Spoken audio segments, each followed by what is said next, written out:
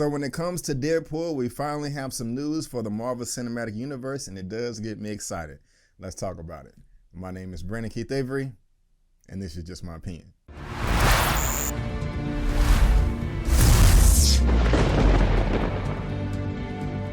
And guys, welcome back to another episode of Just My Opinion. I really do appreciate it. And if you happen to like this video, please consider subscribing and give your boy that thumbs up. All right, Marvel comic book fans, if you've been wanting some news out of Deadpool 3, we have it here. Coming from Deadline, who have been reporting on everything so far.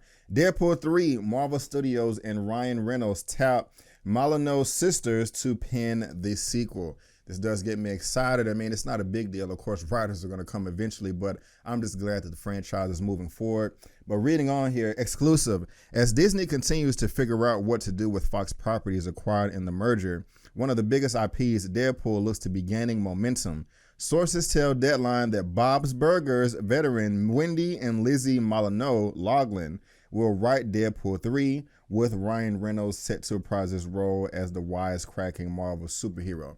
Now, I have actually no idea who the Molyneux sisters are, but like I said, they are a part of the Bob's Burger franchise or show. If you, their names are right there, Wendy and Lizzie Molyneux. I've never watched Bob's Burgers, so I don't know if it's good or not, but when I scroll down, they have about 13 seasons right here. And they got, 13, 1, 2 primetime Emmys, another 13 wins. So I'm assuming that the show is pretty good with all those awards, and it looks like they have a long streak there as far as seasons. So, I mean, it wouldn't keep going if the writing was bad. So I guess that's a good thing. But what gets me most excited is not the writers. This is what gets me excited right here, guys. Besides Reynolds' return, there are many factors being worked out, but sources say the film is still expected to be rated R like the previous two installments. It is also expected to have a new director. David Leitch, who helmed the second pick, has the schedule filled through 2021.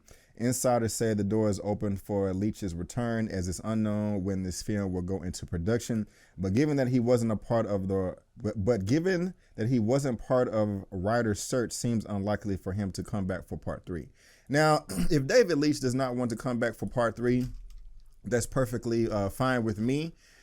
He was a part of the like they just said, the second Deadpool film, which was honestly a step down in my opinion.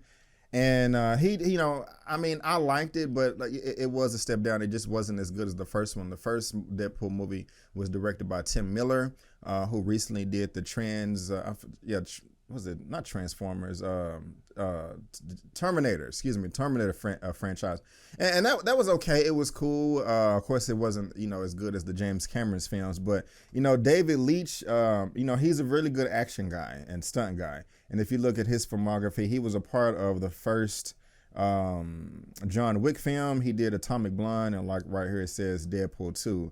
Of course, John Wick was amazing. Only thing I liked about Atomic Blonde was the action. I thought the story was lacking in a lot of areas. And like I said, I did enjoy Deadpool 2, but it wasn't as good as the first Deadpool. So whether or not David Leitch comes back, it really doesn't matter to me. But like I said, guys, I'm really excited about the rated R. So let's talk about that for a second. I don't understand why people are making such a big deal like, oh, is it going to be rated R? Disney can't do rated R films. Rated R films don't make as much money. We got to watch out for the children. Okay, first of all, rated R films do make money. Of course, they don't make as much money as PG-13. That's common knowledge. Everybody knows that. But we did get a rated R film, a comic book film in the last few years that did make over $1 billion, hence the Joker. So that's proof right there. Also, both Deadpool films were very successful, both being rated R.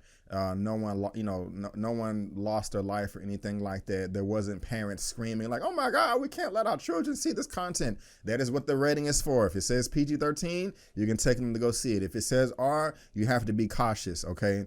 And so we have all, we have all these comic book films that have been rated R. Logan, The Wolverine, Suicide Squad, Joker, like I said, Kick-Ass. I mean, the budgets are much smaller, but hey, just make a smaller Deadpool 3 budget. And another thing, people are just like saying, oh, you can't have rated R on Disney Plus. Why not? Why can't you have rated R on Disney Plus? I mean, unless I'm missing something, they do have something called parental controls, okay? You can easily go update some settings in your parental controls and be like, oh, hey, I want to put in a password to unlock all R-rated content, okay? Turn it on, turn it off by password. Same place where you put your payment method. Or you can have a setting to where every time a rated R property is needed to be trying to be played by the user, you have to put in a password. It's easy. I mean, I don't understand what's so difficult about that. So it just doesn't make sense to me.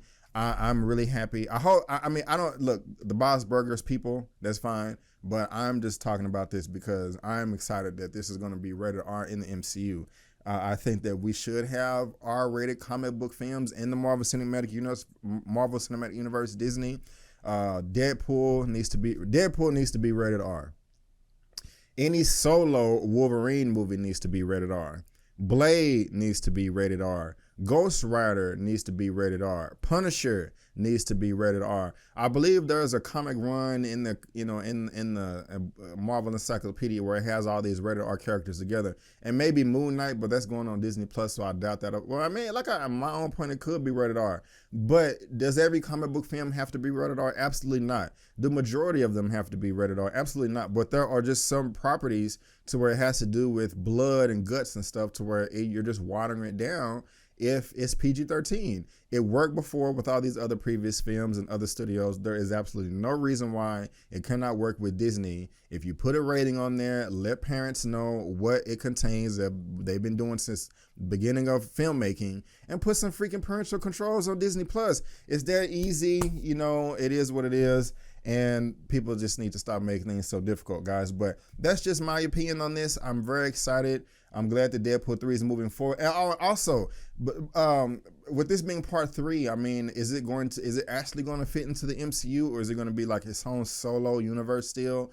Go ahead and do a Deadpool. I don't know. Who knows? But given Deadpool the property and that the character breaks the fourth wall all the time, this can easily be infused with the MCU, even if it's abrupt, because that's just how the character was written from the beginning. But like I said, guys, that is just my opinion. What do you think about all of this? Do you watch Bob Burgers? Are you a fan of the Malino sisters?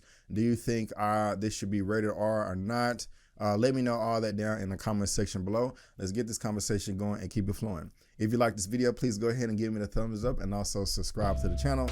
Please help me reach 30,000 subscribers, and I can only do that with your help. And guys, again, I just want to thank you so much for tuning in. And before you go, don't forget that my name is Brandon Keith Avery, and that's just my opinion. Peace.